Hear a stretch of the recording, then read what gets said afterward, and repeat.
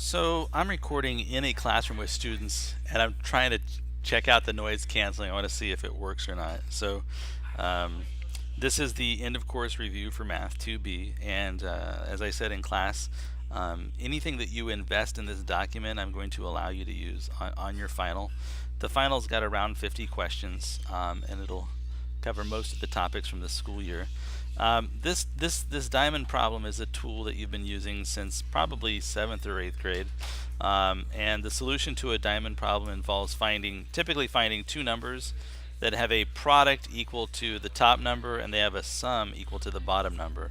So for example, if I had the number, I could say like this is 6, and down below I could say this is the number 5. A solution to this diamond problem would be 2 and 3, because 2 plus 3, right? 2 plus 3 is 5, and 2 times 3 is 6. So it's just a tool, and we use this diamond problem to aid sometimes factoring quadratics. So for this particular one, right, I know that their product is negative 30m squared, and I know that one of them is 10m. So that means that this other one has to be negative 3m. So again, if I multiply those two, I do get negative 30m.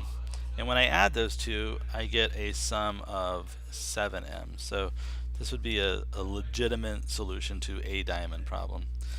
This one's a little bit more tricky, and this is more typical. What we have here, I need factors of 24m squared that have a sum of negative 11m. 24 itself is 2 times 12. 12 is 4 times 3, and so 2 times 2 times 2 times 3. So if I look at it, this is the prime factorization of 24.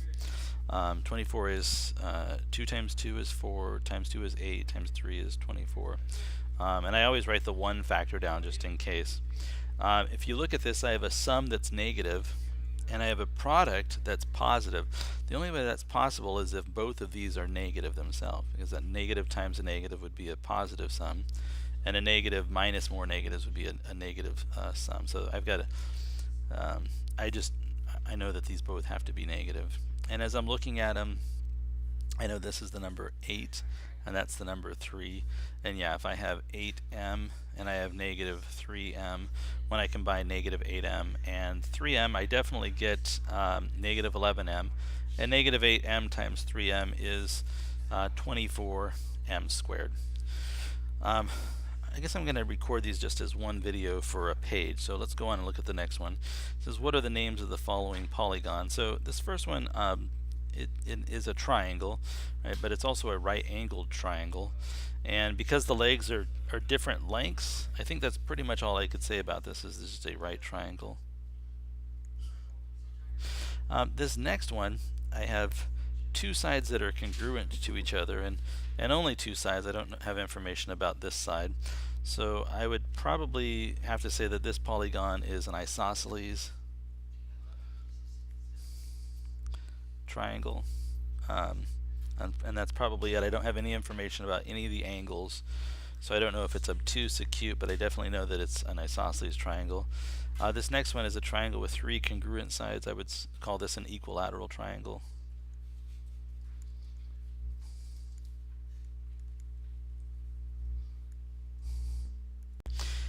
And then for this final one, I can see that it's a quadrilateral, and these four angles being right angles forces this quadrilateral to be a rectangle.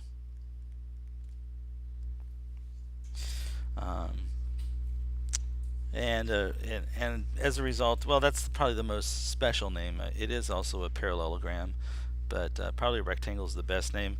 I don't have any information about sides being congruent. If all four sides were congruent, I would say this is a special rectangle. It's a rectangle we call a square, but we'll just call that a rectangle. As I move on to the next set of questions, we're asked to find x. One of the things that's not stated here, but I think it will be clearly stated on the final, these lines that appear to be parallel are parallel, and I believe the instructions say that lines that appear to be parallel are parallel. So we're looking at pairs of parallel lines cut by transversals. These two angles here are not congruent to each other. It turns out that this angle here is much smaller than this angle, but if you look at it, this angle is congruent to this angle, right? In fact, these are called alternate interior angles, and this angle I could label as x plus 5. Now, if I add those two angles up, they're forming a straight line. I can see the straight line that they're forming, and therefore they're a linear pair.